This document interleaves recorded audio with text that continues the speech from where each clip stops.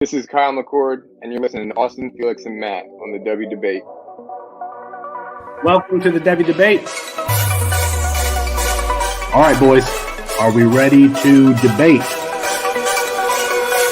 Austin, you tweeted something, girl. You tweeted your running back ranking. Explain yourself. Boy, that escalated quickly. I mean, that really got out of hand fast. You jumped up enough. That's Austin Nace. Who is going to be that guy? And for me, Bijan Robinson is still going to be that guy. Back to the ground with Robinson, who spins and then tries to bounce it. A stiff arm, another one as he rides it, keeps his balance. They're going to say he stepped out, but I'm Felix Sharp. I know you didn't think that we would get through this episode without mentioning the name one Zach F. Wilson. Screener draw. Oh, Wilson is going to uncourt for the end zone, and he drops it in beautifully. And it is his roommate, Dax Milne, on the touchdown. That's Matt Bruning. G. Scott Jr. Obviously, I waxed poetic about him on the last episode, so I won't do that again here. And it's Thomas Fields on the carry. Watch out! Justin Fields! Hello, Columbus! 51 yards! Bruning, are you ready to go head-to-head with me? I am. Gotta get my popcorn out here. Hold on. Gotta continue. I got it. Kyle McCord is going to end up winning the job. He's going to be rated higher. Well, I'm not nearly as passionate about what I'm about to talk about. Our apologies to Herb Street and ran out of time. We'll get them rescheduled soon. And for Matt Bruning and Austin Nace, I'm Felix Sharp. Good night and good luck.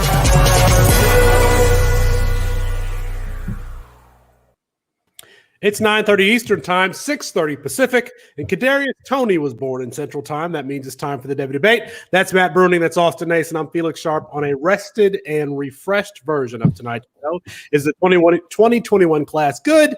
Is 101 too early for Kyle Pitts and rookie drafts? And Jameson Williams transfers to Alabama. But we start with snarky Austin Nace, who has been on a roll lately. Austin, shortly after the draft was completed last week, you tweeted, reminder, if you're moving guys around at this point based solely on landing spot, stop what you're doing. If it's based on draft capital, that's a different story. Austin, what's up, man? People can't change their rankings based on landing spot? I mean, they can. And honestly, I prefer that they do because that's how I end up with A.J. Brown everywhere. I think by now we should have learned our lesson. No, you don't move guys based on landing spot. I understand breaking a tie between two guys. You know, if one lands in an extremely favorable position, one lands, on the equivalent of the moon for fantasy purposes. I get it. But beyond that, I think just what we should know and what we should realize after the past, 4 or 5 years of doing this is that us as people that are not involved in the NFL in any sort of capacity, we cannot predict things like changes in play calling, personnel, both coaching or otherwise, or just dumb luck. We cannot predict any of those things. And I think trying to do that is futile. I will not address that. I've already gotten reamed on Twitter enough this week. So we're not talking Kadarius Toney at all tonight. But if you look at the last 3 years of guys that have moved substantially based on landing spot, just immediately post-draft, 2018, Rashad Penny, Royce Freeman, Anthony Miller were the biggest movers in ADP following the draft. Do we want any of those guys in our fantasy team? No.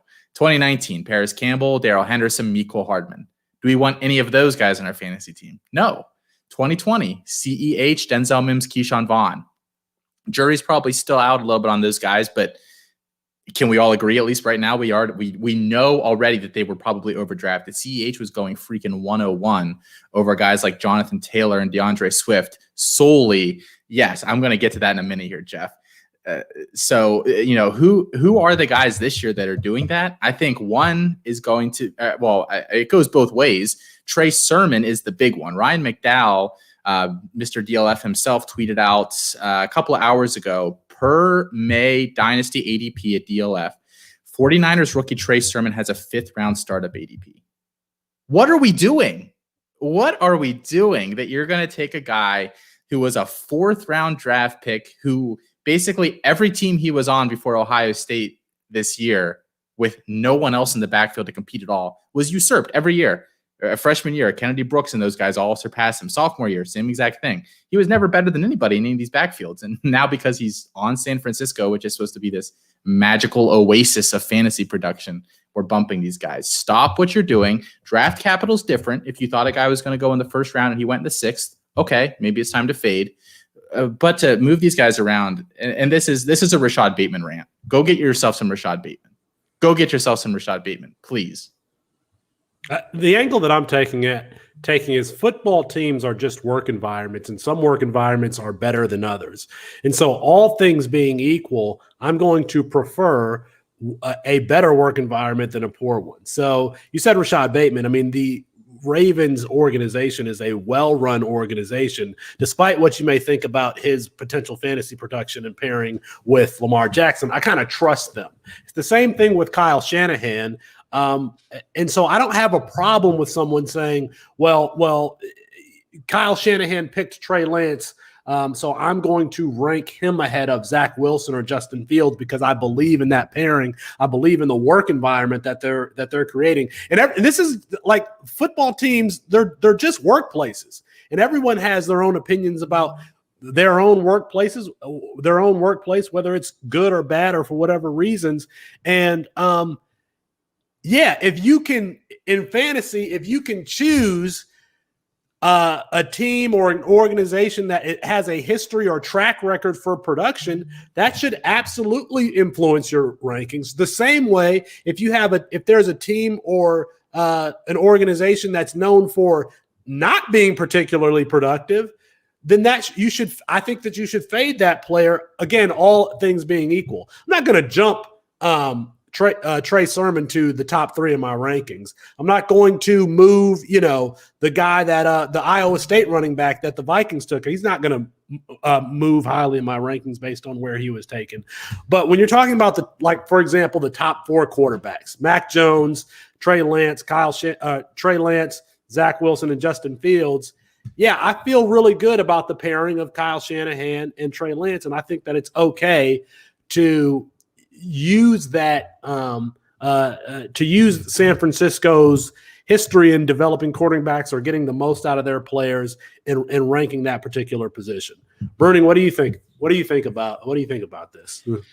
I think I lean more with you, Felix, than I do Austin here. I agree for the most part with Austin that it shouldn't be a dramatic shift in what we're seeing with Trey Sermon. Most of us had him right around RB 4, 5, 6 in this draft class. Just because he lands with San Francisco doesn't mean he should jump Travis Etienne and Javonte Williams based on landing spot. But I do think it's fair to say shift him up above Kenneth Gainwell, because he went to Philadelphia. I do think there's nuance in some of that. Rondale Moore, he's a guy that I know both of you guys had as your wide receiver 1.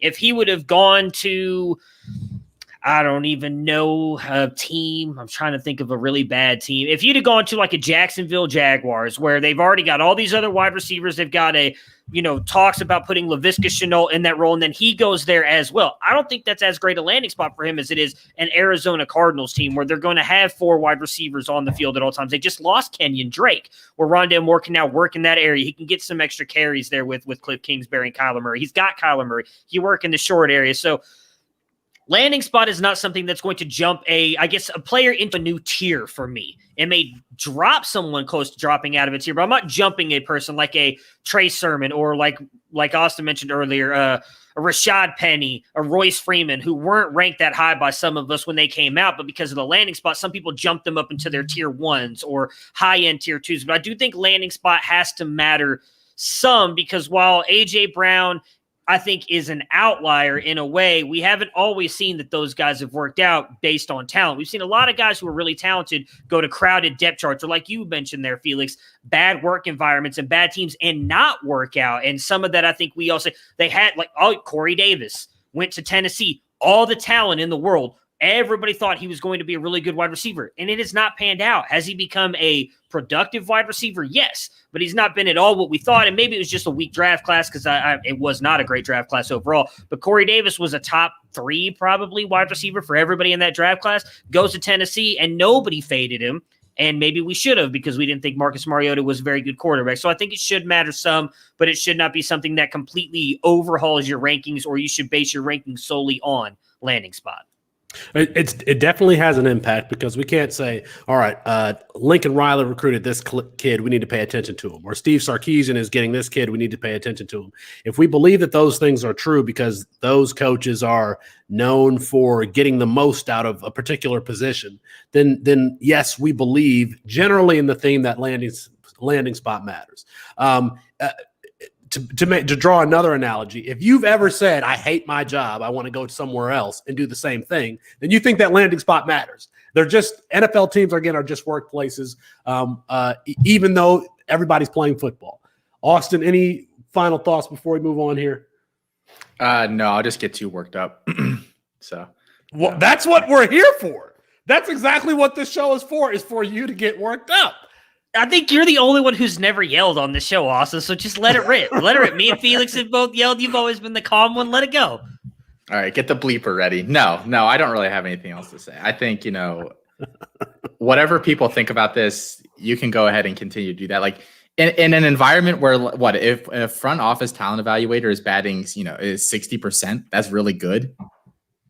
And we're not going to question anything about anything they ever do. I've seen a lot of that the past couple of days on Twitter too. Well, they're an NFL front office. They know things you don't. It's like, okay. It's like the people that sit at home and say, I could have hit that baseball because that guy, no one's infallible here.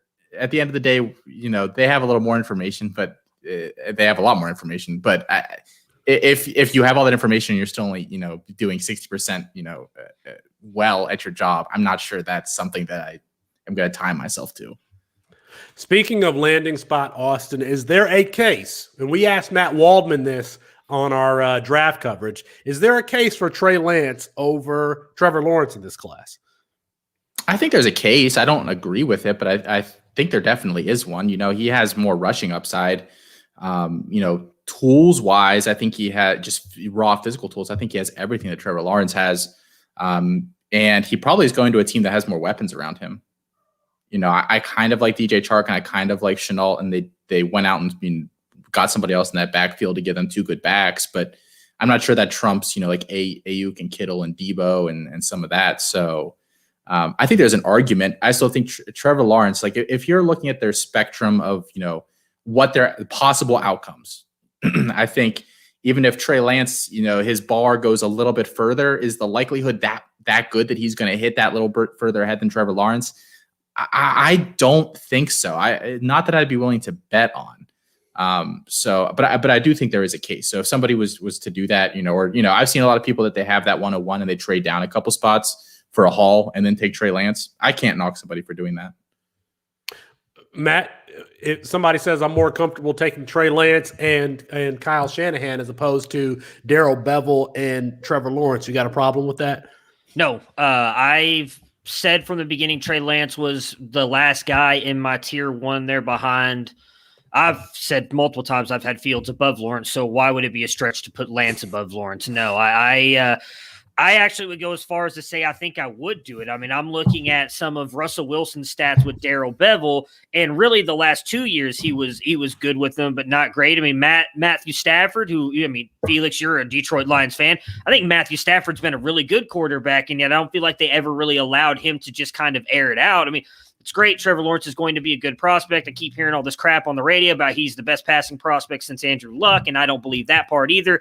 I just don't think Darrell Bevel's really going to let him let it loose. And Urban Meyer's never done that to begin with. Neither has Darrell Bevel. So I don't know where everybody keeps getting this idea that Trevor Lawrence is going to be this massive and wonderful fantasy prospect. Now, I get it. Trey Lance is probably not going to start this year. If he does, it's going to be later in the year. I have no doubt Jimmy G won't start the beginning of the year. But one thing I will say, we talked about it with Nick Whalen a lot on that Friday of the draft coverage, where a lot of people, I think, are overrating Kyle Shanahan a little bit. If you really go back and look at his record, and he's only been into 2 Super Bowls. He's actually for all this offensive genius we give him, he calls games very conservatively. I mean, it's cost him 2 Super Bowls because of the way he's called games conservatively.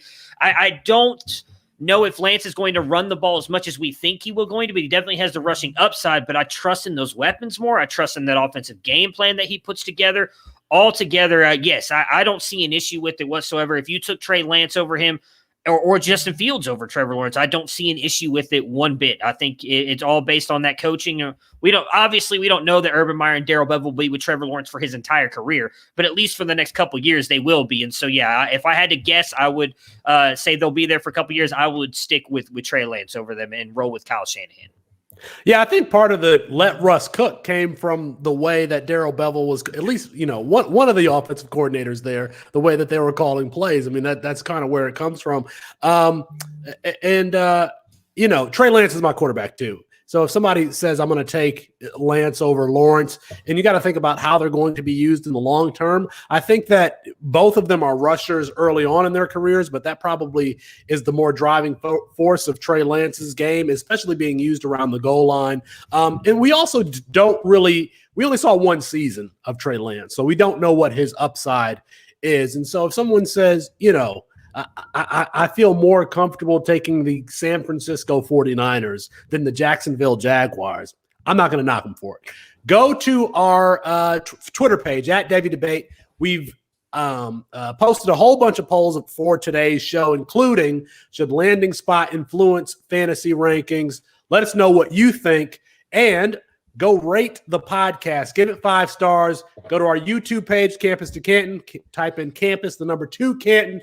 Hit the notification bell so you can know every time we go live. Speaking of landing spot again, we finally have the 2021 rookie running back class and their landing spots. Najee Harris goes to Pittsburgh, Travis Etienne, Jacksonville, Javonte Williams, Denver, Trey Sermon, San Francisco, Michael Carter, New York, Ramondre Stevenson, New England, Chuba Hubbard to Carolina, Kenneth Gainwell, Philadelphia. I think those are the players that matter. I'm sorry. I'm not sure that Elijah Mitchell matters, but Matt, are you going over or under 2.5 running backs from the 2021 class who ever capture one RB1 season, so top 12 throughout their careers?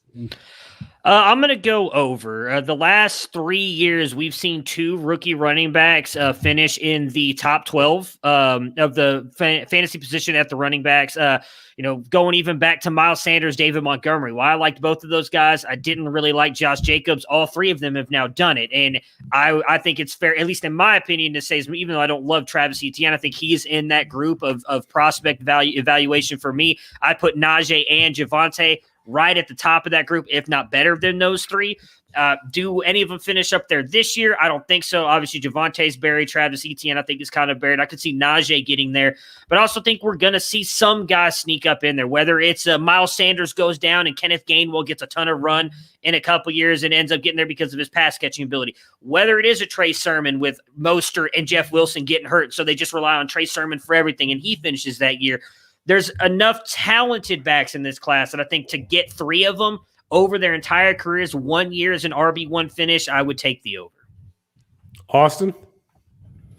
I think over. I actually voted under on the poll when I first saw it on there, but then I've been thinking about it. And yeah, I think, we've seen like a CMC go down early in the year and his backup have success. If he goes down like week 2, who's to say that Chuba Hubbard isn't going to get the touches in that offense? I don't think that highly of him, but so I think if we think that Najee is going to do it for sure, and then probably one of the next 2 guys is going to do it for sure, if not both, there's your 3. But I could see a season where just one of these guys, Michael Carter, if everybody, somebody gets banged up there and he sees more touches than you thought he was going to see.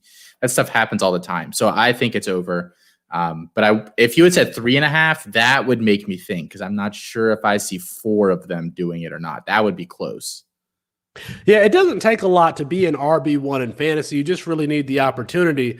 The thing is like with the last year's class, obviously would take over. There's like 7 guys in that class. I think that all of those guys in the 2020 class are going to be RB1s. And then we've got, guys like Dalvin Cook and Aaron Jones and Ezekiel Elliott, who are probably on their last legs of being RB1s. And the 2022 class, I'm not sure. Maybe there's one or two guys that can produce RB1 seasons, but the next big running back class is going to be 2023.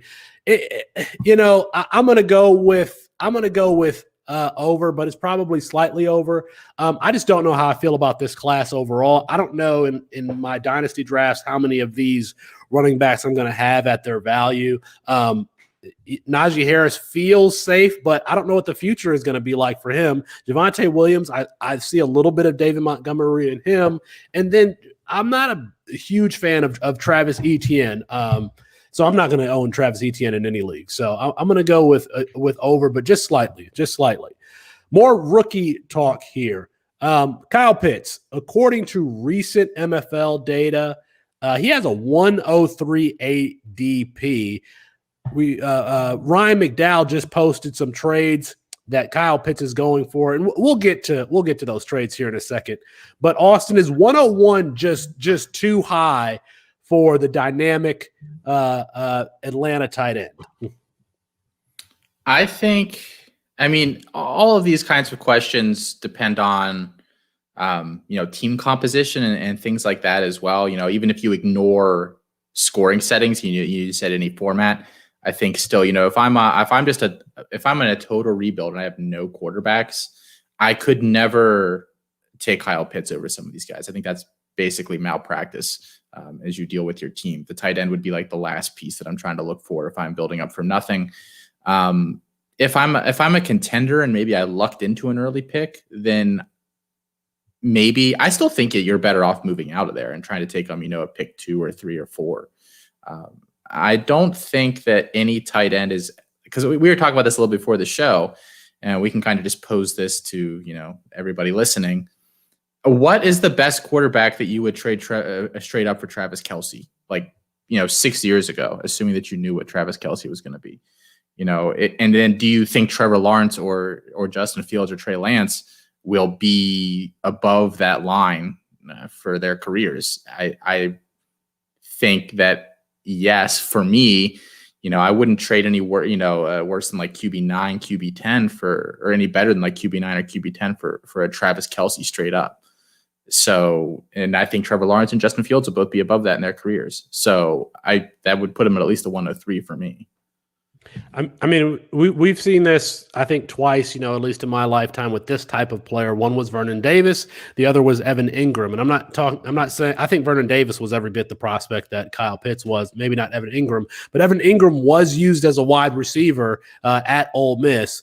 And, everyone thought, all right, he's going to move. He's going to be used as a wide receiver in the NFL. And he just never was. So, and as good as Travis Kelce is, he's not really used as a wide receiver either. He's used as a tight end. He's used over the seam. For Kyle Pitts to return the value that you would want at 101, 102, 103, he would have to spend a lot of time and be used as a wide receiver, be somebody who could potentially catch 80, 90 balls, and go over 1,200 yards. That's not something I'm going to bet on. So if I'm considering 101 for Kyle Pitts, trade back to number 5, get another first, and I feel like that's the move there. Bruning, what do you think?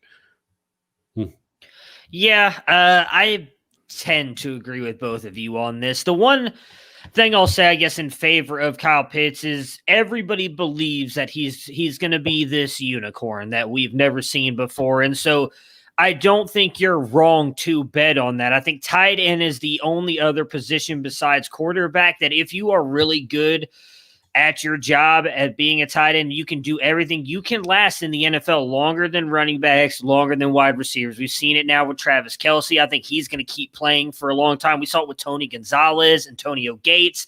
Even if those guys tend to slow down with Kyle Pitts' size and his explosive abilities, he could still probably play and lose some of that speed and still be a red zone monster and play into his 40s like we see some quarterbacks go. So I don't think you're losing out on the value on that side of things and possibly getting a wide receivers we could typically talk about not being anywhere near a top guy at age 30, running backs after those first contracts. So Kyle Pitts is a guy he will clearly, in my opinion, because I do believe he is that unicorn, is going to extend that. But passing up on a Justin Fields, to answer your question, Austin, Justin Fields and Trey Lance, I could not take Pitts over them. Again, I'm not trying to shit on Trevor Lawrence. I would not argue you taking him over Trevor Lawrence. I just don't think he's going to be that great there in Jacksonville. So for me, I'm with Austin. I think you just said at 103, and I've said that before. I said it back when I said Kyle Pitts is going to have the greatest tight end season for a rookie of all time, and I'm still on that train. I'm not jumping off of it.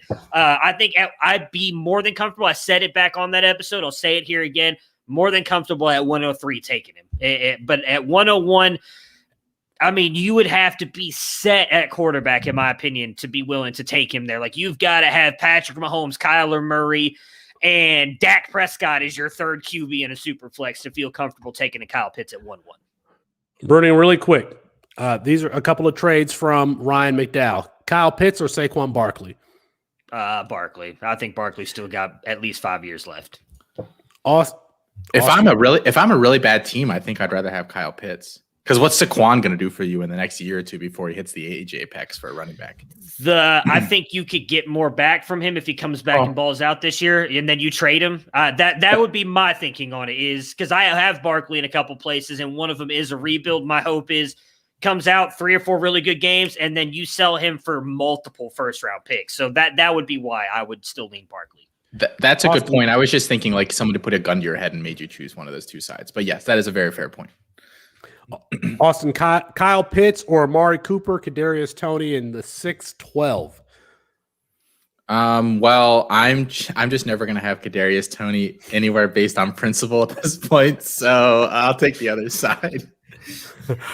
Bruning, Kyle Pitts in a 2022 second, or Travis Kelce, Tyler Boyd in Rojo. Oh, you don't even have to finish that. Give me Travis Kelce and Tyler Boyd. I love Kyle Pitts, but geez, Travis Kelce still a couple more years, and I think Boyd's still really good wide receivers. So, Austin, really quick, tell me how Kyle Pitts may have affected the dynasty value of his quarterback, Matt Ryan. Would you rather have Matt Ryan or Matthew Stafford in dynasty? I'd rather have Stafford still, and I was actually really surprised at how, at least last time I looked at the poll on Twitter, it was like 85% Stafford, which actually surprised me a little bit because I do think, Atlanta has some really good weapons in their own right. Obviously, Julio aging a little bit, but you have Ridley, you have Pitts now too. Russell Gage, he was a fine third receiver last year. They don't really have the running back position figured out, but that honestly might be better for fantasy production for Matt Ryan than if they did. But I just see Stafford in that McVay offense. And I see what Jared Goff did a couple years ago. And Jared Goff, I'm sorry, Felix, because he's with your Detroit Lions now. Like Matthew Stafford is infinitely better than Jared Goff. I'm just drooling at what he's going to do in that offense this year. I think a top 5 fantasy finish for him is not out of the question, even with his basically 0 rushing upside. I could see him going off for 40 plus touchdowns. I think that's going to be a very pass happy offense. And he's younger. He's 3 or 4 years younger than Matt Ryan. So you have to figure he got some more tread on the tires there. Yeah. I mean, Matthew Stafford is leading in this poll, 68% to 14%. Yeah, you mean 34? Yeah.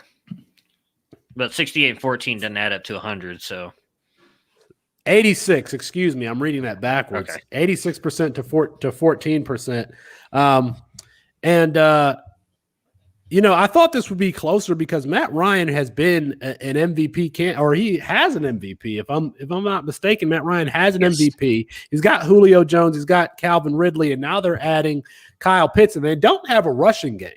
So I just thought that it might be closer to Matt Ryan, but let us know what you think at Devy Debate. All right. I want to add in on this because when you first posted this poll, I was going to go Stafford, and then I looked at it, everyone perceives Matt Ryan as like falling off the past couple years. He's been right in line with what he's been doing for literally the past decade. Since 2011, he's been passing for over 4,000 yards, 28, 29, 32, 26, 28, 21, 38, 20, 35, 26, 26, all his touchdowns. Right around the same in interceptions in 11 to 14 every single year outside of 2015, where he threw 16 interceptions. And you just mentioned it, Felix. He's still got Julio Jones. He's still got Calvin Ridley. Now they're adding Kyle Pitts. I mean, I like Mike Davis, but Mike Davis is not at all what their running backs have been. And I think everybody keeps assuming Arthur Smith is going to come in here and have this run-heavy offense because that's what he had with Derrick Henry in Tennessee. They don't have Derrick Henry in Atlanta, and I don't think he's going to treat Mike Davis like Derrick Henry. I love Matt Stafford. I love that offense. I love my brother Sean McVay. But Matt, they do. His name is Mike. No, shut up. One thing we're all kind of overlooking here with Matt Stafford, he suffered a lot of back injuries. And as someone who's getting older, when you mess your back up, that shit doesn't go away. Once you have a back injury, it's always there. And it could be one wrong hit before he's hurt again. You know, I don't think Cooper Kupp is going to be anywhere near what we thought he was with Jared Goff. I love Robert Woods. I like Cam Akers. I like that offense. But they also have a really good defense in a really tough division in the NFC West, where Atlanta, I think, is actually kind of a surprise contender in the NFC South because I don't think the Saints are going to be that good. I don't think the Panthers are going to be that good. So it's just going to be Tampa Bay, and they have no defense. So Matt Ryan and that offense are going to have to be passing the ball all day long. So I actually think I would take Matt Ryan because you're also going to get him much cheaper in your drafts than you would Matt Stafford. I think that's actually the answer, is that who's the cheapest? And if it's Matt Ryan, then that could be the way to go, especially if you're going to wait on quarterback. But let us know what you think at Devy Debate, Matt Ryan or Matthew Stafford. All right, this is a Devy show, so let's get to some. A lot of stuff happened in the last week between the draft and spring games and everything else. So let's get to a couple of college football storylines. Jameson Williams transfers to Alabama. I know I bumbled his name. I was so rusty with the intro, by the way. Like, I'm just like, oh my God, I can't read. I can't even. That just means you can just never leave again. Is what that means. I just took it for granted that I was going to be able to just go right through the intro without practicing, and that wasn't the case. So Jameson Williams transfers to Alabama. Matt, you know, you've kind of been on the out of all of that stacked wide receiver group that it was going to be Jameson Williams and Julian Fleming who are on the outs, and you were right on Jameson Williams. So give us the I told you so speech. Oh, it's not an I told you so at all. You know, I'm used to being right, so why rub it in? You know, we're good to go. So I really think it's a great opportunity for Jameson Williams. You know, I saw a lot of people talk about it. I don't think his dad handled it quite the right way, but you know, I get that. It is what it is. I mean, as a parent myself, you're overprotective of your kids sometimes. I don't think that Ohio State did anything wrong. I mean, I understand you want to say that your kid's the best in the country, and I like Jameson Williams, but I'm sorry. I'm taking Julian Fleming, Marvin Harrison Jr., Garrett Wilson, Chris Olave, JSN over him. I just think that they're better prospects. But him going to Alabama, I think it's the perfect fit because they don't have anybody, and I don't even love Mechie that much. I know when we did our wide receiver ranking summit, I was like the lowest guy on him compared to everybody else.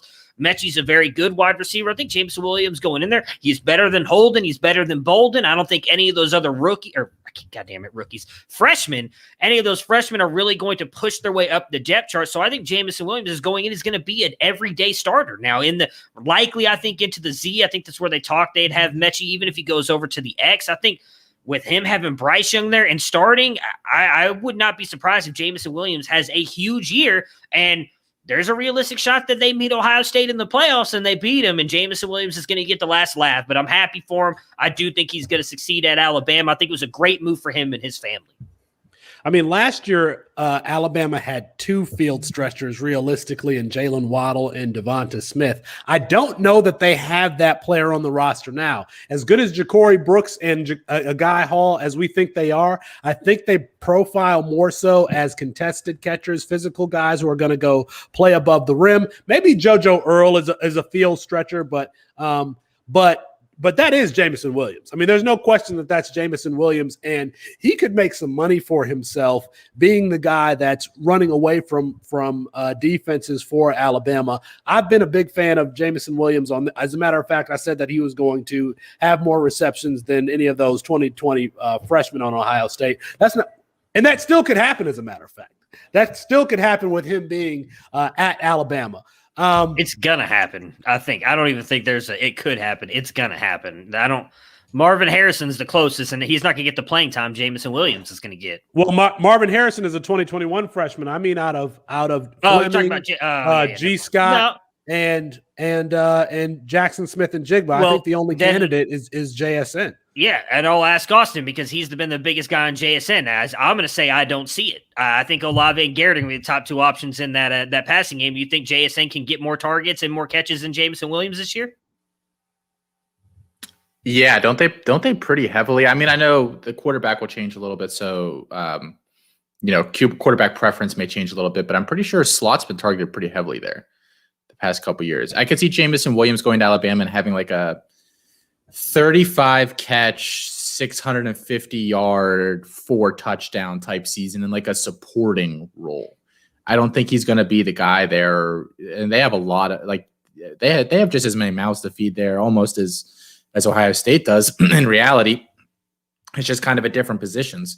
Well, they'll target Jaleel Billingsley heavier than Ohio State will target Ruckert or whoever else they have there now, or the running backs. Like that, it looked like from the spring game they want to hit the running backs a little bit more. So I think that lowers his ceiling in terms of catches. So yeah, I think JSN would have more targets and catches than he does this year.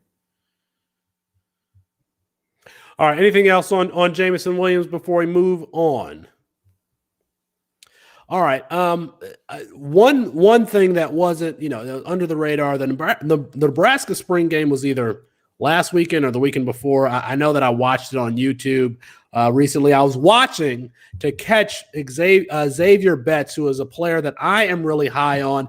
Xavier Betts had 3 targets and didn't play until the second half, and it looks to be well behind there's a transfer from like Montana or something like that. And then Omar Manning.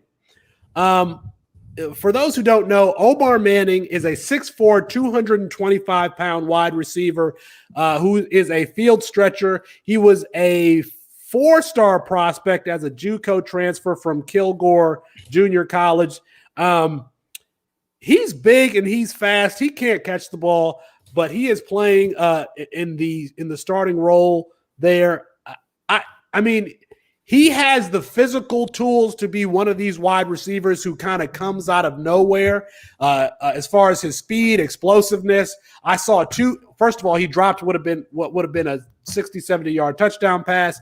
And then there was a play in the back of the end zone where he was wide open. He just needed to keep running, and he jumped for the ball when it was in front of him as opposed to just keeping his feet moving, which is, to me, an indication of the wide receiver skill level. Austin, I mean, you're the guy who you can spew out anything about these players. Do you have any thoughts on Omar Manning? I mean, I think that I watched that game so I could watch Xavier Betts. I'm high on him. Devy Watch is actually high on Xavier Betts too. I had to move Xavier Betts down in my rankings, and I had to move Omar Manning way up because of his speed, because of explosiveness, and because of the opportunity that he's going to have to be the lead wide receiver for Nebraska. It's Nebraska, but what are your thoughts on Omar Manning? Felix, you have such a type. You're so predictable. You're Troy O'Mears and your Omar Mannings and anybody that's 6'4" and 220 something. Felix is all about, batting their little eyes at him. So I have Omar Manning on like all of my C2C rosters. He was my favorite of the trio of guys they brought in last year between him, Betts, and Fleming. He was dinged up last year. My big problem, and we talked a little bit about this a couple weeks ago on Campus Life, is that I just don't think that offense can support any wide receivers. And I don't even want to say that offense. I want to say I don't think Adrian Martinez can support a wide receiver. He's not developed at all since his freshman year. I think there'll be a run first squad. I mean, he couldn't really make Wan'Dale Robinson work there. Now, granted, they kind of gave him, I think that's a chicken and egg thing. They gave him a lot of carries too, but I think it was also because Adrian Martinez couldn't get Wan'Dale the ball. So I like him. I mean, at this point, he's old though. He's in like his 4th year out of high school. In an offense where he's never going to produce. So at some point, does he become an NFL prospect? I don't know. Not that I even know if like Xavier Betts or somebody is going to become one. Like I don't know what Adrian Martinez is going to get Frost fired. He's going to get Frost fired. Frost has hitched his cart to that wagon for too long, and he's going to go down with that ship. I mean, come on, Bruning. Is there any? Adrian Martinez was a very intriguing freshman. Is there a chance that he could bounce back and give himself day 2 draft capital? I hope so, but I kind of am with Austin, and I don't think so. When I was with my former employer, I wrote that I thought he was a guy that could be a sneaky guy to pop up in this draft class. He has yet to put it all together. I mean, he's got the arm. He's got the rushing upside. I think he can. I think Scott Frost coming there, too, is kind of what sold us all on him possibly being able to bring out the best in Adrian Martinez. It hasn't happened. I think if it were to happen, it would be a Zach Wilson-esque meteoric rise for him. And I just don't see it with those weapons, that offense. As much as I'd love to see it, I don't see it happen. I mean, I am the highest out of Campus to Canton on him. Me and Alfred are at 52 and 54. So we still believe in him a little bit, but it's fading faster and faster by the year. I actually just moved him to the same range, and I moved Xavier Betts directly below him. The difference between Omar Manning and Troy O'Meara, though, is that Troy O'Meara can catch. He can catch with one hand. Omar Manning cannot catch. All right, Chris Moxley, get in here. Did we get anything wrong? Y'all were pretty good tonight. I will say Austin said Trey Sermon was drafted in round 4. He was drafted in round 3. Bruning said under Darrell Bevel that Wilson was unproductive in his last couple seasons. Actually, Wilson produced 3 top 4 finishes and 6 top 12 finishes all in 6 years. And I will say that Matt Stafford... You did not listen to what I said then. Let him finish. Matt Stafford has only had 1 back injury causing him to miss 8 games, and he's been healthy in 9 of his 11 years. That's going to be our show for tonight. Check out the latest written content at campus2canton.com, including ADP Risers and Fallers by Austin Nace, First Round Rapid Reaction by Colin Decker, and Who to Bet On in the Colts Wide Receiver Room by Matthew Fox. Leave a 5-star rating review on Apple Podcasts for the Devy Debate. Apologies to Kirk Herbstreit. We ran out of time. We'll get him rescheduled soon. And for Matt Bruning, for Austin Nace, I'm Felix Sharp. Good night and good luck. I had to make sure Bruning couldn't get his 2 cents in there. That was really good. Chris. Bruning, what did I get wrong? How was I wrong on that one? We need to have a guy come in on Chris to tell when Chris was wrong. I said the last 3 years of his career with Bevel, he was productive. If you go based on his fantasy points, I said that's what I literally said. He's productive all 6. He's productive all 6. Not as productive as he was the last 3. That's what I said. I said if you go based on fantasy points, his last 3, he was extremely productive. The other 3, he wasn't. Well, top 12 finishes is great. Top 3 is different. So that's literally what I said. But top 12 is top 12. That's not top 3. There's a difference. That's my point. I'm pretty sure I looked it up earlier. He had 2. So he ended his career with Bevel as in 1, 9, and 3, and then he had a wide receiver 3 finish and a wide receiver 8 or quarterback 3 and a quarterback 8 finish. I think that's pretty good. So wait, are you saying, Matt, that like if Trevor Lawrence's trajectory was top 12, top 3 to 5, that would I think that's very reasonable. I don't think he's going to be top 5 though. That's my whole point. And that's where I think people are saying I made this mistake before and you corrected me on it. I didn't think Andrew Luck was like really that good every year in fantasy. And then you point out, well, he was like top 5 every year. I don't think Trevor Lawrence is going to be that. And that's what everybody says he's going to be the minute he steps in the NFL. I think he's more in that 12 to 15 range, which is great. There's nothing wrong with that. He's not top 5. Like if I'm looking at this class, there's 2 quarterbacks I think have realistic top 5 upside. That's Fields and Lance. That's it. Now, so would you take Baker over Trevor Lawrence straight up? Because 12 to 15 is probably his range. So that's just like, I'm not, this isn't a gotcha, I'm just asking. No, because I've said consistent. I think Baker's closer to 15 than he is 12. Okay. Like I need to see if you give me one, if you come back to me next year, maybe I'll change my answer. I need to see what the Browns offense does this year, because the first half of the season, they were very run heavy. The second half, Baker actually finishes a top 5 quarterback. So he was up there in all, I think it was like the last 5 or 6 games, he was finishing a top 5 quarterback every single week. So if you give me that Baker, yes, I'm taking him over Trevor Lawrence in a heartbeat. But I think it's going to come back to more of a well-balanced, like 50-50 run pass game. And so I think then Baker's upside is capped around 15. So then my next question would be, you don't think that do you think Baker Mayfield's a better quarterback than Trevor Lawrence? You know, do I think he's a better quarterback? Like, because if Baker just closed the second half of the year as a top 5 quarterback, you don't think Trevor Lawrence could do that? In fantasy, no, I don't. I don't think that the Jaguars offense is going to do what the Browns offense was doing. They don't have the pieces around them. I think the Browns do. I like DJ Chark. Who else do they have? Realistically, I think Visca's fine. Jones. Is Visca that much worse than Jarvis Landry?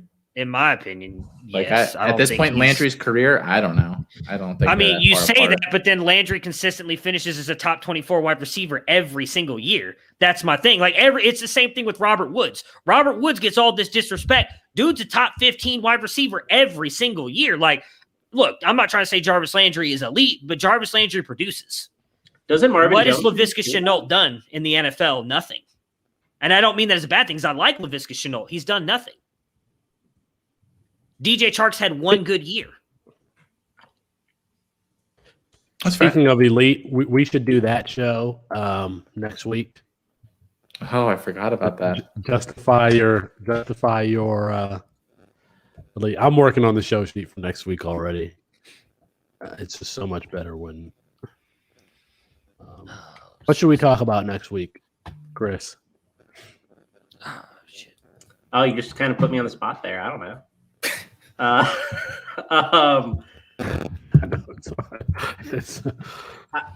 got to talk about Kevin Harris's out of control rising ADP. Someone's got to talk about that, because Kevin Harris is not that good.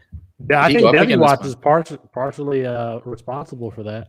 They are. He's going in the second of all their drafts, so he's rising. I don't get it. I don't think he's better than Marshawn Lloyd in his peripherals last year. Like his raw production, great, fantastic. I love Kevin Harris. And I was in on Kevin Harris back in November, because I was watching him and being like, man, people don't watch South Carolina, obviously, because they suck. And I was in on him, and then all of a sudden, now everybody was hyping him up. I was like, this dude's peripherals aren't very good. Like, I don't think he's. I think he's probably maybe a late third, probably a 4th round NFL pick. Like, I think Marshawn Lloyd's much better than he is. I have a very early day 3 grade on him right now. That's exactly where I think he's going to go. Yeah.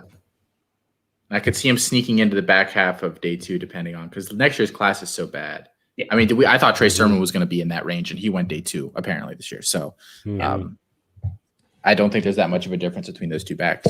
I just see him rising. I see people prefer Kevin Harris straight up to Marshawn Lloyd, and I don't think that makes sense. Like, I don't see it with Kevin Harris. Like, I really like Kevin Harris, and he can catch passes, and he looks okay doing so. I just don't think he's like that offensive scheme was so good under Des Kitchings, and now Des Kitchings is gone. Like, I really, really think that was contributing to Harris, because everyone in that backfield was uber productive. He was actually the least productive on a yards per carry basis. Just curious, just saying. But if you want, I'm not. I mean, I haven't watched, but when I watched Kevin Harris, all this elite athleticism that Francis told us about with regard to him, I was like, I don't see that in his gameplay at all. But no, it's just me. No, I think Brandon Lejeune talked about him a couple weeks ago on one of his podcasts, and basically what he said is exactly how I feel. Like, I don't think he's super special. I'm really curious what happens this year, because they've totally overturned their entire offense and philosophy, and they got a new quarterback, they got a new offensive coordinator, got a new head coach. Who's their new quarterback? Luke Doty. He didn't play last. Well, he played he played 2 games last year, but he was in the wide receiver room for 9 games. He was in the wide receiver room? Yeah, Wasn't he an Luke elite finished 11 wide receiver for quarterback? like 9 games last year. He didn't play. He What? played, I think, 1 snap at wide receiver, but he was in the wide receiver room for almost the whole year. He also did not have a very good spring game. If people are still in on him, he's not very good. But he's starting. I would be shocked if he didn't week 1. Okay. Bruning, you're very quiet tonight. It's been a long, emotional day and week for me, so don't really. Let's talk about. You don't want to talk about the Ohio State quarterback situation? What about it? That'll make you feel better. I don't know. That'll make you feel all warm and fuzzy, or maybe not. Nothing to talk about until fall gets here and we figure out who's going to be the starter. Figure out? What do you mean figure out? We already know it's Kyle McCord. You guys know. Yeah. So I love the I want to transfers ask after the spring game. I want to ask you. So yeah, we talked about that a little bit. What do you think of those transfers after spring, Felix? Do you think they should still get the automatic 1-year waiver if you're like transferring at this point in the year? Like, do you think there should be like a window for it? There's never going to be Brown, like, Jay. It is. there's never going to be any like player freedom rule where I'm saying no, let's not do that. No, it's just never going to be. I mean, it's their career. They only get 4 years. They only get 4 years of eligibility. So wherever they can go to maximize those 4, I think they should be able to do it. If I wanted to transfer as a student from Ohio State to Alabama after the spring, I absolutely could. Why not? Why not transfer as a football player? So I didn't get it done, but I wanted to do, and I wasn't going to do it haphazardly. I wanted to do a parting shot on the NCAA allowing players who don't get drafted to go back to their teams if they have eligibility yet, if they have eligibility left, and if they stay in school, stay enrolled in school while they're training for the draft and whatever during that spring semester, then I think they should be able to go back to their teams, and I think that would be really good for college football, personally. So, like somebody like Warren Jackson, I would love to see him go back to. First of all, I mean, it was obviously he should have not left Colorado State, but I would love to see him go back. I would love to see him go back as opposed to being, an undrafted free agent for the Denver Broncos. I think that would be a really good. First of all, if we're going to call them student athletes, it would be good for the students to stay in school, and it would be good for the football programs to have these players go back to the pro. There's like no downside to it. And again, if they stay enrolled, you can stay enrolled in class, take classes for a spring semester, and still be like you don't have to train 24/7. You could be just fine being in class and training for the NFL draft. Go through the process. You're an undrafted free agent. Go back to school. I would like to see the NCAA institute a rule that you don't forfeit your eligibility simply because you declare for the draft. So that's how. I mean, they do that in basketball. Yeah, exactly. Yeah, but I don't know if I imagine it's easier to do in basketball because of the roster size. In college football, you're talking about 53-man rosters. I would imagine most of those guys are on full ride scholarships or at least partial ride scholarships because all scholarships seem to go to football programs based on everywhere else. So I imagine that's probably the reason why it's a lot harder to, just look at, all the guys that decided to come back this year. And we talked about how it kind of messed up rooms like Chris Olave, which, again, if you read Jameson Williams' dad's stuff, maybe a little bit more to that than we thought when that originally happened. But what happened? I'll have to see if I can find it. He went off on like some Instagram post, like a Buckeyes Instagram post. I don't know what they originally posted, if they took a shot at him going to Alabama. I don't know. I just read the after comments, and it was pretty much my son's better than anybody else here, and he's going to prove all them wrong. Brian Hartline's a joke. He threw in your little taglines about they've never produced a first-round wide receiver. Now he's going to get first-round draft capital, which I don't see that happening either, but I do think it's a great place for him. Then he said that, he said something about like if you knew the promises and the money that they gave Olave to come back, your opinion on him coming back would be different. I was like, well, okay then. Like we're throwing a whole lot of shade on promises and the money. Would you all be surprised if Chris Olave was not drafted in the first round next year? I wouldn't be surprised about that at all. I don't think that I would first round this year, even though a lot of people were saying they thought he would. I don't. That's a second round guy. That's true. He's a second round guy. I think Garrett Wilson could get taken in the first round, but I wouldn't be surprised if he was a top of the second round guy either.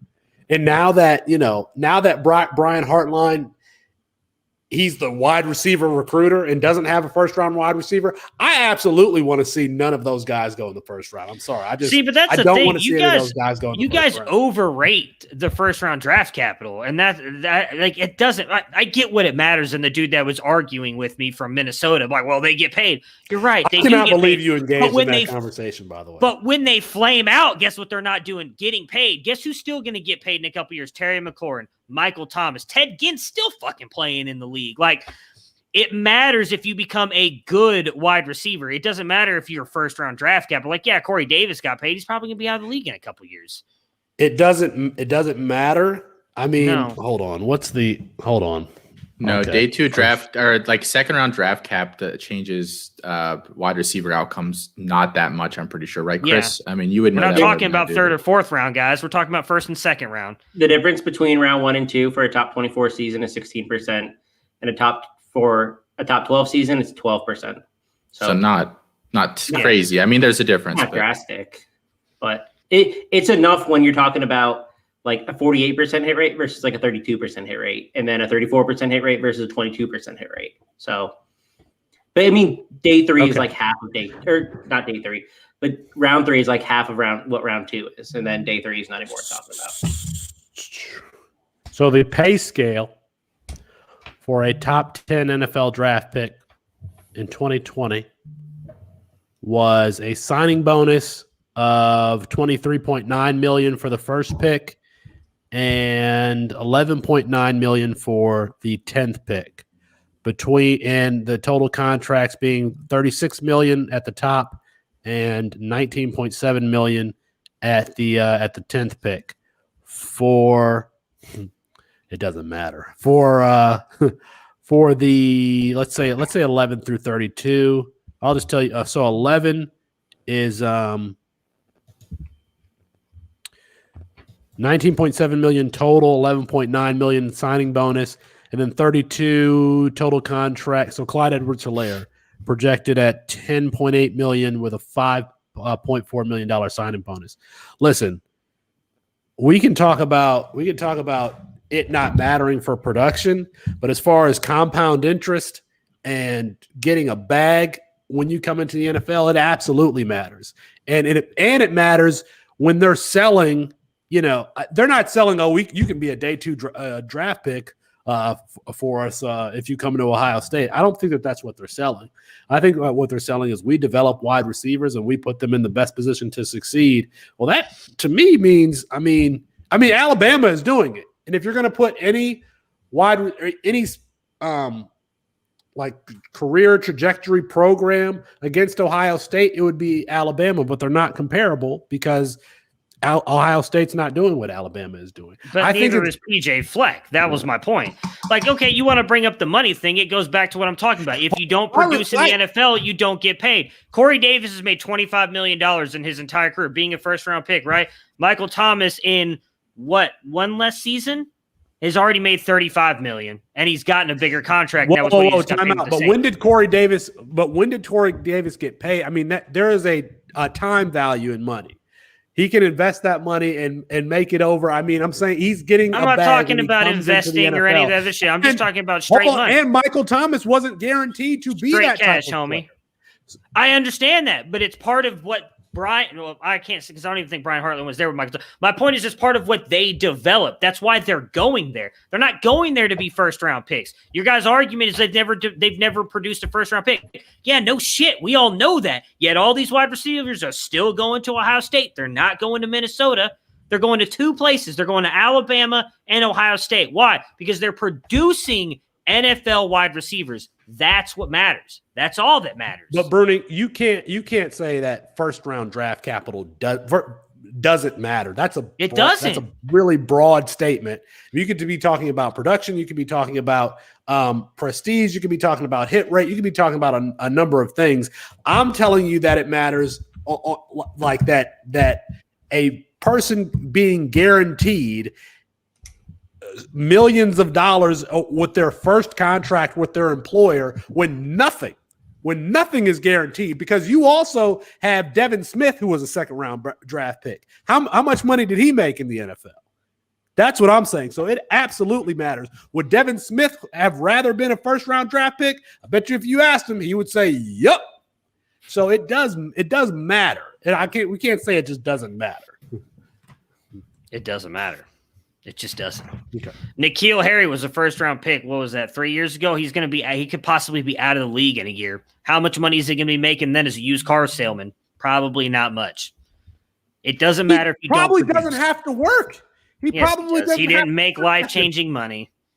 I'm sorry. They did. You don't think we're going to disagree? So is life-changing money? $5 million? No, I don't think that's life-changing. Depends how he was spending it. Exactly. I mean, that's the thing with a lot of these guys too. They spend through that shit. So let me ask you a question. Let me ask you a question before you go to Austin. If you're N'Keal Harry, would you rather been a second round draft pick where you probably should have gone and maybe get other shots in the league because you weren't being overrated and overvalued? Or would you rather be that wide receiver who got paid $5 million and you're going to be a used car salesman in a year?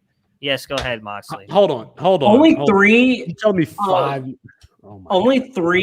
You said $5 million. I was just going based off what you said. I don't know how much money. You said $5 million is not life-changing money. Let Chris talk. Only 3 of 7 Ohio State wide receivers drafted in day 2 in the last 10 years have hit. So you're talking a sub 50% Ohio State wide receiver day 1 or 2 hit rate. So it's not like they're hitting at a higher rate than anybody else. So you can say Michael Thomas, but you also got Paris Campbell, you got Brian Robisky, you got Devin Smith, you got all these guys who busted. So it's not like they're turning it. I'm sorry. You can't say Paris Campbell. You can't say Paris Campbell's busted yet. He's going to bust. That's fine. Okay, that's fine. So you said 3 guys have hit, right? All in round 2? Who were they? Michael Thomas, Curtis Samuel, and I don't remember. I didn't write their names down. Terry McLaurin. Well, no, McLaurin was the second round. McLaurin was round 3. So, yeah. So it was 3? Day 1 or day 2. Okay. So right now, let me ask you, all 3 of you, Corey Davis or Michael Thomas? Western Michigan probably has the same hit rate. No, I'm asking, who would you rather have, Corey Davis or Michael Thomas? That's not the question. No, that's the question that is not asking. the question. Corey Davis that or Michael is a straw man question. You are fighting Corey against Davis an enemy or who's Michael not Thomas? here. Corey Davis That's not or the Michael question. Thomas? It's the question I'm asking right now. Julio Jones or Michael Thomas? I'm not asking about Alabama. I never said Alabama wasn't better producing. Why never said Alabama. The question that was posed was PJ Fleck is better at developing wide receivers than Ohio State University because he's put 2 wide receivers in the first round in 10 years, and Rashad Bateman and Corey Davis. Corey Davis, which did not deserve to go in the first round. Rashad Bateman did. So really, 1 wide receiver should have gone in the first round, Rashad Bateman. No, he wasn't. No. What was I going to say? That's not what my tweet was. I said that it's just what my tweet was factual. It's that in the last 10 years, PJ Fleck has produced more first-round draft picks than Ohio State has in that time. That you can argue that until the cows come home. It's just actually true. No, it's you taking a shot and you're throwing in your stupid-ass wide receiver you crap that none of us have named that. You don't see me out here saying Ohio State's wide receiver you. That's all these stupid idiots who don't know what they're talking about who are doing all that crap. If you ask me, it'd be Alabama. You don't ask me that. You just assume that because I'm an Ohio State Buckeye homer that you're like, oh, no, Ohio State's the greatest thing. I've never said they were the greatest thing. All I've said is it matters that those guys go there. Hostile. Which part of the statement is not true that PJ Fleck they're not wide receiver? I never said it Hold wasn't on. factual. Let me finish the question. Which part of the statement and PJ Fleck produced 2 wide receivers in the first round isn't true? I never said the statement wasn't true. You don't listen. It's your defense attorney in you that just wants to prove your point. I mean, you don't listen to what the other side's arguing. At least restate the question accurately, or the statement accurately. I didn't say did PJ Fleck produce 2 wide receivers in the last 10 years. I said he's produced more first-round wide receivers in the last 10 years than Ohio State. Is that an accurate statement? It is accurate. Yes, I never said it wasn't. Correct. How long has Hartline been the wide receiver coach? Is it life-changing money? Because I think we're broadening Not the that whatever long. of this way too much. 4 years. Yeah. So It's been 1-0. People are. Let's see. It looks like there are 32 votes on this $5 million. It's 100% that's life-changing money. There's not a single no vote. You're asking Twitter. For what it's worth, I'm pretty sure there is like actually a definition of what is like considered life-changing money, and I don't think $5 million would be over it. I think life-changing money is considered. Are you telling me that you couldn't live the rest of your life on $5 million? It's close. If you were given, you'd be surprised. I think, dude, you're literally talking about what's that 30 for 30 on NFL players who all probably made more than $5 million on broke because they spend their money. It just goes to the lotto winners as well. These lotto winners that win hundreds of millions of dollars and are broke in a couple years. $5 million is not life-changing money unless you know how to use it. If you made 5% in the market on $5 million, that's $250,000 a year. I could live on less than that. I could live on $200,000 a year, and that would still be earning interest.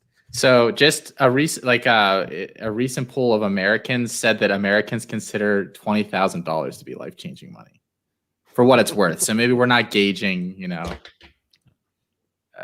particularly by trolling through Twitter and asking what life-changing money is. To answer your question, Austin, he's been the wide receivers coach since 2018. You could retire. I could retire on $5 million. All of you could retire on $5 million in the bank with no debt, whatever. You could. I don't know. If you're telling me you can't live on. No, I need a grill. Like, I don't know if I can afford a grill. That's going to cost like $50,000, $60,000 most. You can buy that if you want to on your $240,000 salary that you're going to pay yourself. If I had a $2 million nest egg, I would put it in the market.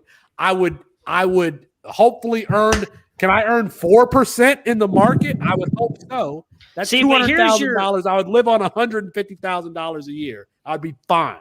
That's your issue, though. You're basing this based on your financial literacy and what you know how to do with it. Not everybody knows what to do with their money, Felix.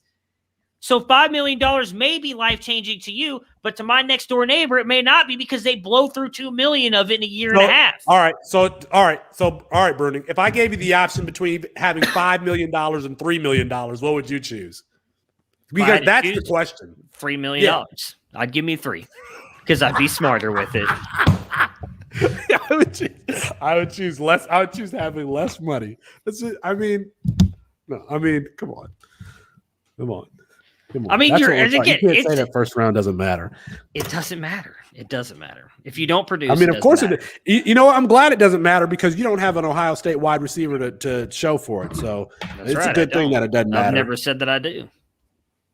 Garrett Wilson will be in there. And I bet you as soon as Marvin Harrison Jr. is taken in 2024 in the first round, then you're like, oh, then it matters. But we're gonna have to wait another 4 years for that. Nope, I'll continue. I've always said first round draft capital doesn't matter. I know what the analytics say, but if you don't produce, it doesn't matter. Seeing how unpredictable tight ends in the draft have been during the last 2 years, does that change your view on them and Devy? Yeah, I mean, it actually does. Like, I think that like somebody like Jalen Wademeyer is not somebody I'm investing in because I don't know what he is athletically. I think we knew, eventually what Kyle Pitts was athletically. I think we know what Michael Mayer is athletically. I wouldn't have a problem investing in him, but I don't know that there's another tight end in college right now where I'm comfortable taking them in the first 5, 6, 7, 8 rounds of a campus to Canton startup.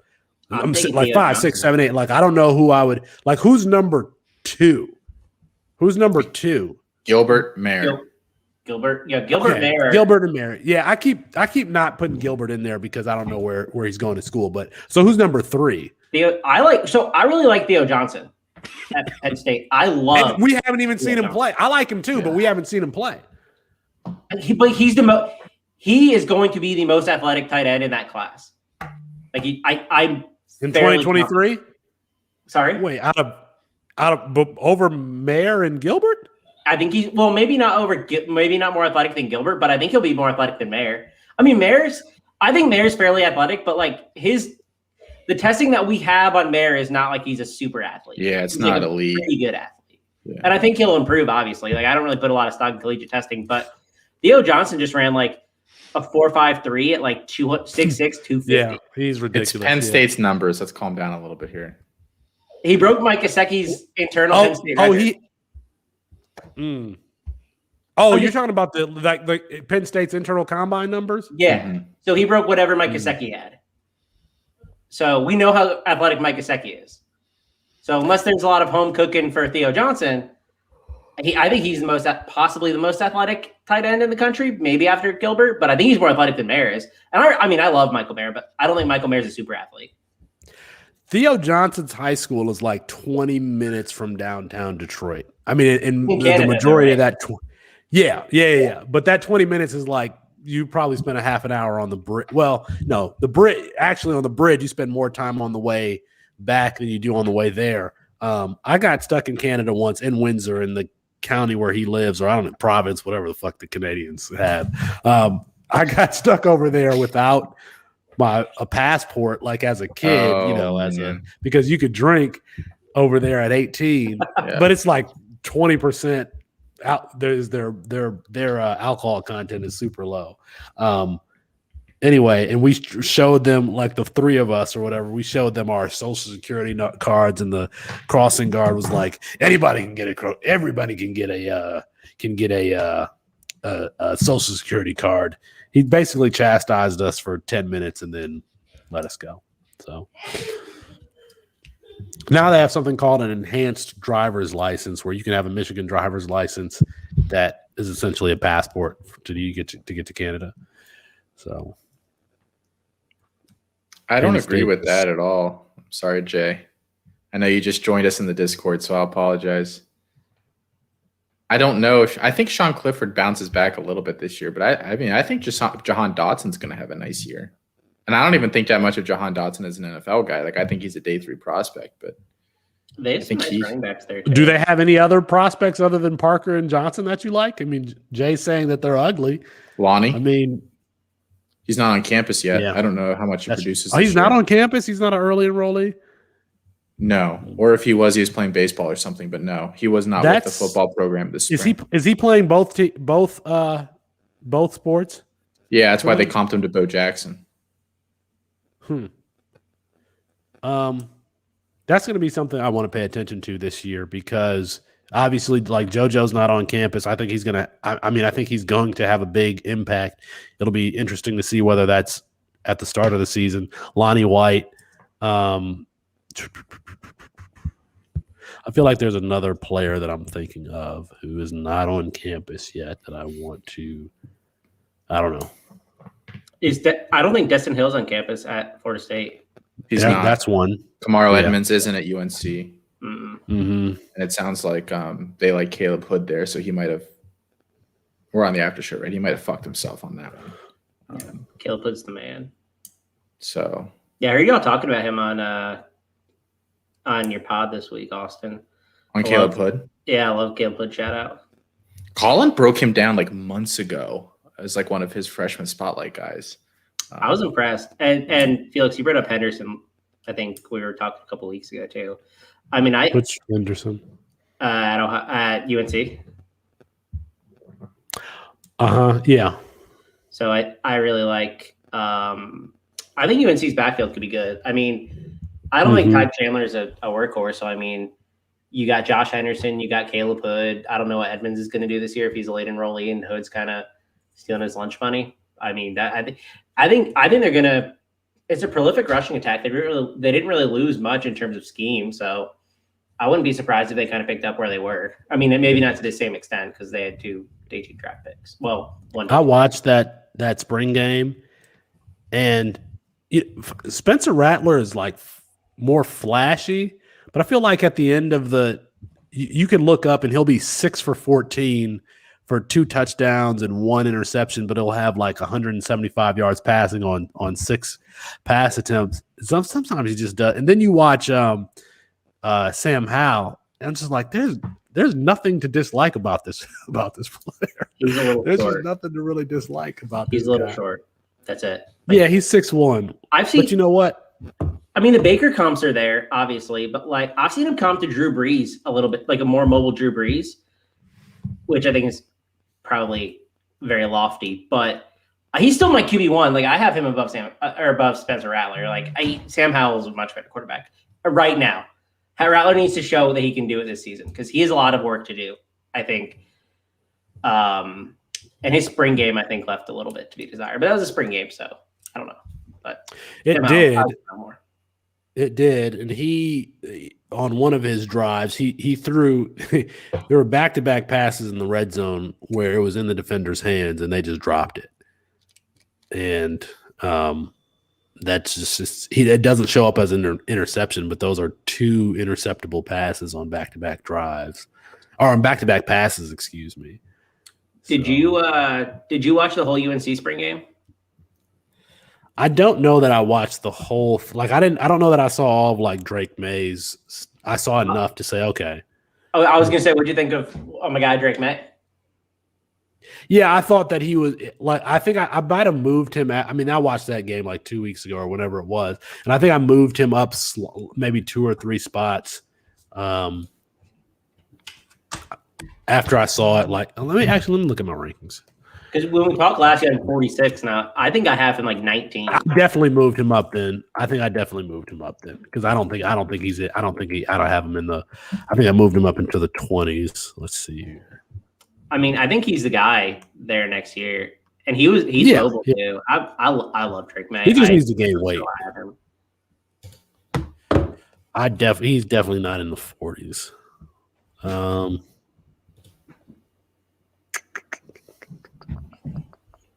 I haven't looked at his ADP though, where Drake May is currently going though. So it's right around 100. It didn't move at all months 1 and month 2. Ooh, I like that. 100. I can work with that. Oh, we start because I do want to do a mock. I moved him to 23. So I moved him right ahead of Casey Thompson. And I got Casey Thompson at 24, Sam Hewitt at 22. So I moved him up to 23. That's pretty much where I have him. I think I have him at 20, if I remember correctly. 20 or like 19. I have him like right there. I was going to move up Caleb Williams, but I already had him at 14, and I'm like, well, that's probably high enough. I didn't realize I had him that high. I need to move him up. Where do you have him? Landing spot matters. I don't know where I have him. I have him lower than I have him all. I have 3 for incoming freshmen above him. I know, but I think I'm probably going to put him 3, maybe. I don't know. Amongst the freshmen? Yeah. I don't know where maybe I probably keep him 4 though. I really like Drake May and Buchner, and I like Sam Hewitt, so I don't know where else. I don't know how much higher I can really put him among freshmen. I don't know that we saw we saw that one run for a touchdown. I don't know that he he had another run in that game. But Buchner looked. I liked how Buchner looked. Like he looked fine throwing the ball. He had that long pass over the middle. I'm like, okay, so the arm strength is there. He had that deep pass over the right sideline. I'm like, okay, all right. We know how athletic he is. It's just a matter of can this guy throw the damn ball. And I mean, he hasn't played in like 2 years. Really, I mean, he hasn't played in forever. Right. He hasn't played in 2 years. Yeah, I love Buchner. I mean, 6'5" and just like a freak athlete. Is he 6'5"? Maybe he's not. Tyler Buchner is 6'5"? No, I think he's like 6'3". He's tall though. He's not like 6'1". Now I gotta look. Maybe I made that up. I think you did. They have him 6'1", 207 on Notre Dame's website. Damn. But back to Caleb Williams. That's how you know landing spot matters, because we saw him be an inaccurate, kind of erratic player in high school. Even on his highlights, he did not look like that in that spring game. He looked calm. He looked poised. He looked sharp as a passer. I mean, give Lincoln Riley some credit. Lincoln Riley landing spot matters. College is a little different than NFL, though. Like, Well- I'm not talking about landing spot not matter, because those kids get to pick where they go. They're being sold to go there, and for the most part, recruiting status matters in terms of what coaches are planning there. The NFL, if you don't do something in 2 years, like, this isn't college anymore. There ain't anybody there to, wake you up from bed and get you to practice and, get on your shit. Unless you're Des Bryant. Unless you're Des Bryant. You're Des Bryant, yeah. So What did who said it on your show, Austin, that they probably just simplified the offense for him? I don't remember who it was. It was Jared, I think, from Chasing the Natty. Yeah. Which I agree with. Yeah. Like, they were just giving them like little gimme throws. Well, that's what I'm thinking too. Like, he had like a 55% accuracy his last year in school, but like, it's not like he made passes that made me go, oh wow, like he's really improved his accuracy. Like, he was just kind of making easy throws, which is fine. Like, you have to do that. I can't move him too much based on that. Although I think he was better than I had envisioned he would be. I thought he would be a lot worse. Maybe that's just my preconceived notions of what he was, though. Because I thought he'd look more Malik Willis than, trying to think of somebody competent that can run around like that. you mean future top 10 pick Malik Willis, Dude, According to the Athletic. We're gonna have to have a show about that at some point. All of a sudden, everybody's all on Malik Willis. You can tell these people have never actually watched Malik Willis play outside of a couple of really cool clips where he fucking flings the ball 70 yards. He's not a good quarterback. Yeah, they also He's still not have a a good show. So. The Athletic had like 4 or 5 quarterbacks going in the first round. I'm like, I don't see that happening at all with this quarterback. They had Jerkovich in the first round. And in the top 15. They had 5 in the top 15. They didn't even have Matt Corral there. They didn't even have Matt Corral in the first round. I'm like, they didn't even have Carson Strong in the first round. It was like Jerkovich. It was Willis. It was the top 2 that you would think. And then who was the Daniels. JT Daniels, which if he balls out for Georgia, I can see that happening. But they had Philadelphia, I think, taking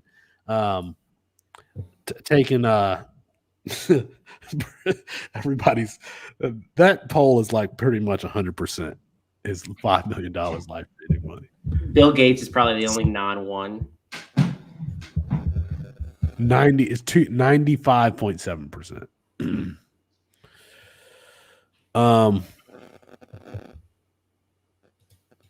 Austin, any players move in your rankings lately? That anybody that you move up or add?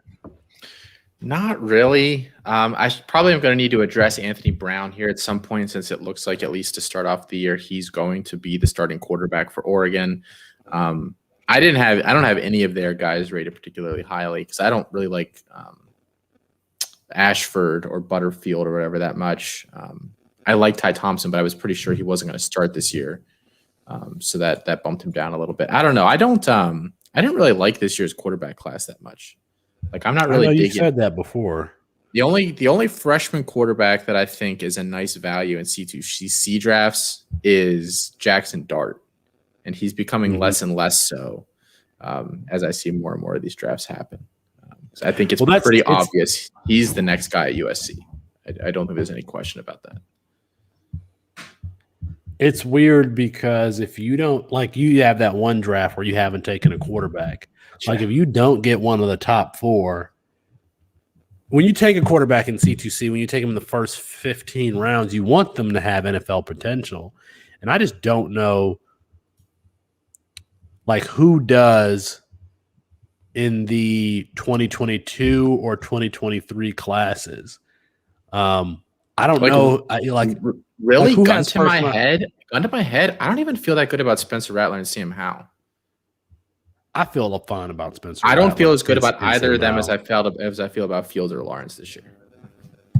No. As pro prospects, no, but they're still going to be first round. Those guys are going to be first round. They'll be top 5 guys. That's all I'm saying is like, who are the guys who are going to get first round draft capital? And when I look at my quarterback rankings, like if I had to guarantee that these guys get first round draft capital, how many guys would I go out on a limb and say that? And it's Hal, it's Rattler, and then I think it's DJ Uiagalelei and Bryce Young. But then after that, you know, I look at this list and I cannot see, there's not one quarterback where I'm comfortable saying, yeah, that guy's going to be taken in the first round. I would rather have Quinn Ewers than any other quarterback in college football right now. I don't even know like what he's going to look like on a college football field. I agree with that. I agree with that. Wait. Then any quarterback, I wouldn't take him over. I would put him at quarterback 5. I would not. That's what I'm saying. I'd put him at quarterback 5 behind those 4. I would take those 4, and then I would take Ewers. Yeah. I mean, you're gonna see probably at least 4 quarterbacks go in the first next year. Like you don't out of necessity. I think. I mean, I would put Matt Corral. I would say it's going to be Matt Corral. I think Carson Strong's going to do it. I really do. I think he has the traits the NFL likes, regardless of whether I think he should be. I really like Carson Strong, but I think he has been getting buzz from people in the know as early as like when he didn't declare. So like I think Carson Strong could be that guy. I think Desmond Ridder could if a team really likes him at the end of the first. I gotta watch him some more. I think I don't think Malik Willis is going to do it. I think that's just people who haven't watched college football. I can't. I think Malik Willis is a product of the system just as much as like his athleticism. Would you rather have Malik Willis? You have to beat out Bo Nix. That's the bottom line to be drafted in the first round. That's like the hurdle you have to cross. Threshold. Yes. Would you rather have Malik Willis or Desmond Ridder in the NFL or in the NFL as a campus to Canton prospect? So you get him this year, he's going to ball out, but you get him at whatever his NFL potential is too. So Desmond Ridder or Malik Willis? Desmond Ridder. Willis. I think Willis, like I have Desmond Ridder at 13. I'm like, I would never take him above Caleb Williams, Graham Murray. I need to move him down. I think there's like a bunch of guys. Well, I think there's a better chance he goes in the first than Malik Willis does. I think the opposite. The thing about Desmond Ridder is he has the frame, like he looks like a first round quarterback. But I don't know that when you watch him play, you're saying, all right, this is a guy who's going to be a franchise leader. So I'm going mostly off of what people were saying again when he didn't declare. So like a lot of people in the know were saying he was a guy who could sneak into the first, like the back end of the first at the time. Like I think Ben Albright was saying that, and he said the same thing about Carson Strong. He was like, these are guys that are on first round radar. I've never heard that about Malik Willis until 3 days ago when the Athletic put their mock drafts. Like I never heard first round buzz from Malik Willis until 5 days ago. I have a 4th round grade on Malik Willis, just because I think some NFL team is going to love his legs, like what he can do running so much that he's going to go in that range. Where do you think that? What do you have at Desmond Ridder? Let me look here real quick because I literally have just readjusted all my rankings for the new year for pure Devy purposes. Let me look. Pure Devy purposes, I have like a mid day 3 grade on Ridder. So like anywhere between like a very late 4th to like late 5th, early 6th. I don't see a single tool that I like on Desmond Ridder, to be honest. I think I question his arm strength, his ability to make big boy throws on a consistent basis.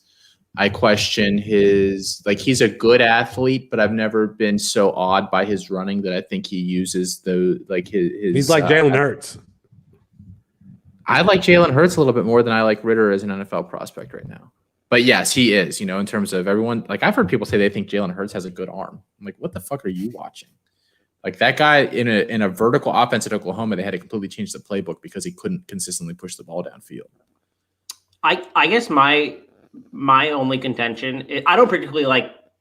I'm not like the biggest Ritter fan. I think he's fine. I think I have him too high, but I think an NFL team sees a guy who's 6'4", has dual threat ability, and just says this guy. Like, I just think he has more pro potential than Willis. I just don't see it with Malik Willis saying like this dude is pro potential. He's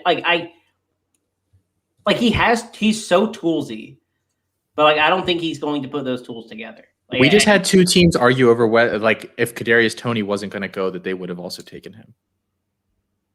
So that's true. I don't know what the NFL is going to do. They're fucking idiots.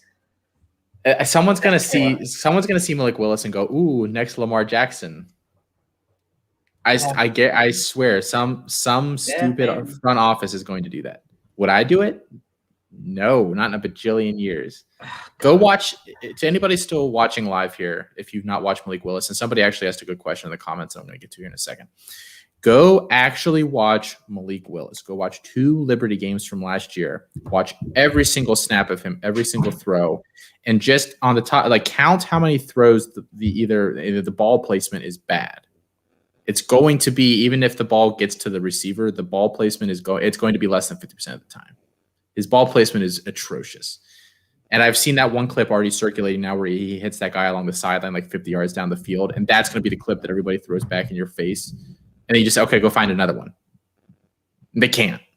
There is no other one. Hey, Felix, are you good to end everything? Yeah. All right. I'm out, guys. Yeah. All right. Have a good night, Matt. All right. We'll see you. So somebody asked Malik Willis or De'Aaron King. We talked a little bit about this on Campus Life this week. I don't think De'Aaron King gets drafted. No, I don't think so either. He's in like his 6th year now in college, coming off a torn ACL. He's 5'10", right? Or under that. He's small. He's a really good athlete, but he's not a very good quarterback. I bet he could be drafted as a non-quarterback. Well, that'll be the big thing. Like late. I don't think what position? I thought he had a chance before he got injured to be a day 2 quarterback. I don't really, but you know what? I don't. I'm not going to say he can't get drafted. I'm not going to say he can't get drafted. If I thought that before the injury, I'm not going to say that he can't get drafted now. The Saturday to Sunday podcast, they were pretty high on him too, as far as being drafted, not just not a first round quarterback, but like why not De'Aaron King type argument. I think if he, I'd rather have De'Aaron King on the 3rd day than Desmond Ridder on the 1st day. Well, yeah, me too. I'm not a Desmond Ridder truther. I just think the NFL is going to like him, is all I'm going to say. But I think if King was even like a second, like a day 2 pick, like I think he would have come out at some point. Like I can't believe, I don't think, like I think I don't believe that he thinks he's going to be a first round pick at any point. Like I don't think he can go out and prove that at this point. So if he thought he was going to be a day 2 pick, I feel like he would have come out at some point. Like he's in his, like Austin said, he's in his 6th year. Like how do we have no concerns about the fact that he literally just fucking quit like 2 games into a season? I guess a couple of years ago. At Houston? Yes. No. Yes. He didn't. He literally He did not quit. Yes, and then he transferred. No, I thought that. No. I forgot what that story was, but he wasn't getting along with Holgorsen there, and then Holgorsen started tuning over him. Clayton Tune was awesome though for DFS.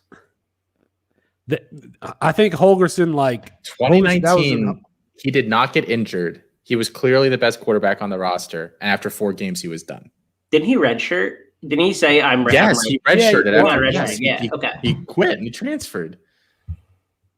I don't understand how that was never a bigger story than it was. I guess because he was hidden away at Houston. If it had been the opposite, like he was at Miami and then he went to Houston, I think it would have been a bigger deal. That's a big deal. I'm sorry. I know you're very much. That's not even like an anti-player movement argument or whatever. It's just like, what? For a team that was supposed to be good, and I know obviously they crapped the bed the first 2 games of the year, and that probably factored into some things. But so, yeah, I guess I was going to compare it to Kylan Hill not refusing to play. But I mean, you have the COVID and like draft eligibility to for him, but he had an issue with Mike Leach. Like that was why he stopped playing. It wasn't really a COVID issue. So, and I think King had an issue with Dana Holgerson.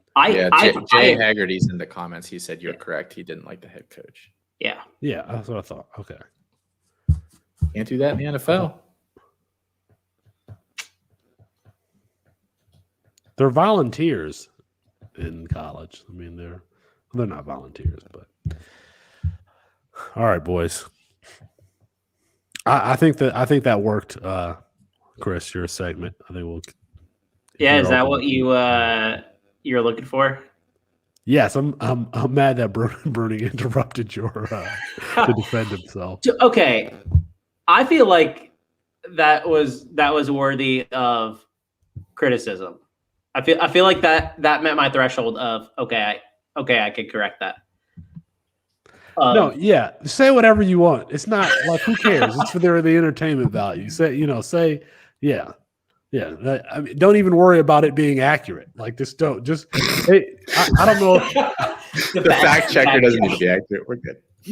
No, seriously. Did you guys see this thing about Frank Abagnale? The whole story might not be true. Yeah. Not be true. I'm like, who gives a damn? Like, don't let the truth get in the way of a good story. That's how I feel like. Chris, just do whatever, do whatever you need to do. All right, I'm gonna do whatever. I'm gonna take some liberties then. Quadruple fact checking everything I say before I said it from now on. No more off the cuff. No, y'all were good though. To be fair, I mean, I really only caught a few things. This is the thing. When I'm able to get the show sheet to folks early, then it's more. I feel we have more like data points in our arguments. Austin was already ready with his first one, but I feel like through the entirety of the show, we have more like, not just opinion based stuff. So I think that's why I'm saying I'm going to get this show sheet to them or get to everybody earlier, just because I think that it works better, and then that'll make your segment better. Saying, well, no, that was wrong. This was wrong. That was wrong. This was wrong. So, all right. I guess I end the broadcast. I'll upload it tomorrow morning. It was fun to be back. I can't believe it. I almost wanted to can we restart the show? I almost wanted to do that. So, I can't. I can't talk tonight. All right. Well, that was fun. Fun being back with you guys. It was. You ended the broadcast? Yeah. I'm gonna end. Oh, I guess I could just end it. I forgot it doesn't just